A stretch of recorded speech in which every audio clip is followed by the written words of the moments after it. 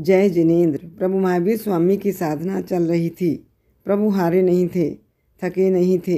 इस साधना को लगातार चलते हुए 6 वर्ष बीत चुके थे। यह साधना सबसे कठोर साधना थी। ऐसा कहा जाता है कि प्रभु को इंद्र ने साधना काल में एक दिव्य वस्त्र दिया था।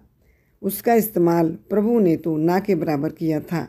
प्रभु को इस वस्त्र से कोई मोह नहीं था, बस प्रभु ध्यान में लीन थे। प्रभु की साधना का यह महीना माघ का महीना था, जब ठंडी बर्फीली हवाएं चलती हैं। पानी ठंडा बर्फीला होता है, पानी में हाथ डालने से भी डर लगता है।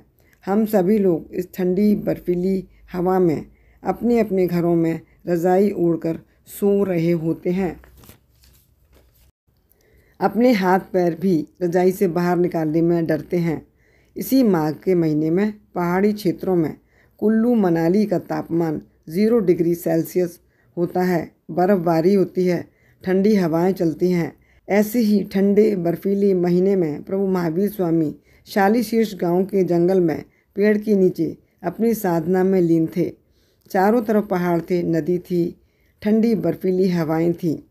ऐसे में ही प्रभु अपनी साधना में इतने डूबे हुए थे कि उन्हें इधर उधर की तनिक भी भनक नहीं थी। इसी जंगल में कठपूतना नाम की व्यंतरी का निवास था। तुच्छ भावनाओं वाली निम्न कोटि की व्यंतरी थी।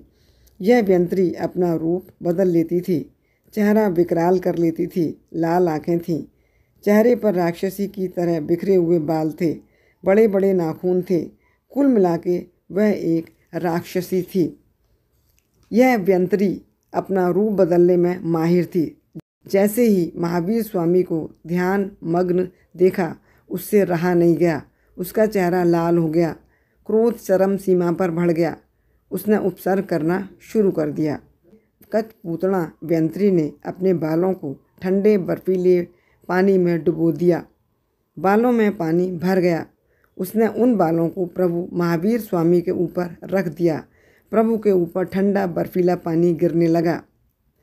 खूब गर्जना के साथ हंसने लगी। इतना ही नहीं, उसने गर्जना करने वाली ठंडी हवाओं को भी पैदा करना शुरू कर दिया। लेकिन प्रभु अपनी जगह से हिले तक नहीं, एक प्रतिमा की तरह अडिग बिल्कुल शांत खड़े रहे। इस परिचय को संभाव से सहन करते रहे। अंत में कठपूतना व्यंतरी हार गई। कठपूतना व्यंतरी को अपने किए पर पश्चाताप होने लगा। वह प्रभु को प्रणाम कर वहाँ से चली गई। प्रभु महावीर स्वामी की सहनशीलता की पराकाष्ठा को देखिए, अतुलनीय है।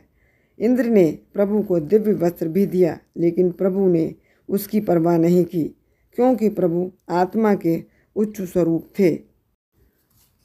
इसीलिए प्रभु को लोकावधि वशिष्ठ ज्ञान की प्राप्ति हुई। सोचने वाली बात है कि प्रभु को इतने कष्ट, इतने परसों को क्यों सहन करना पड़ा। कोई ज़रूरत नहीं थी, वो तो एक दिव्य पुरुष थे। ऐसा नहीं है।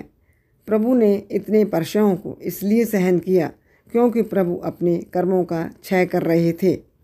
इसलिए सहन किया क्योंकि उनके अंदर समता भाव था। आप जरा सोचिए, यदि हमारे ऊपर कोई बर्फीला पानी डाले, बर्फ़ डाले, तो हमारे ऊपर क्या बीतेगी। होगा यही कि हमारी सहनशीलता ख़त्म हो जाएगी। और यहाँ प्रभु महावीर स्वामी की सहनशीलता की पराकाष्ठा देखिए। प्रभु एक शांत मुद्रा में, बिल्कुल प्रतिमा की तरह मुद्रा में ऐसे ही खड़े रहे, जैसे उनको कुछ हुआ ही नहीं है, क्योंकि वे एक दिव्य आत्मा थे।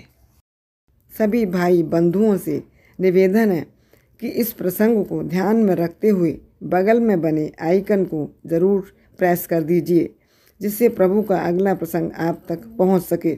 इस प्रसंग को मित्रों को, रिलेटिव्स को ज़रूर शेयर करिए। इसी प्रसंग से जुड़ा हुआ शॉर्ट वीडियोस भी देखिए। लाइक करिए, प्लीज़ सब्सक्राइब करना मत भूलिए। जय महावीर, जय जिनेंद्र,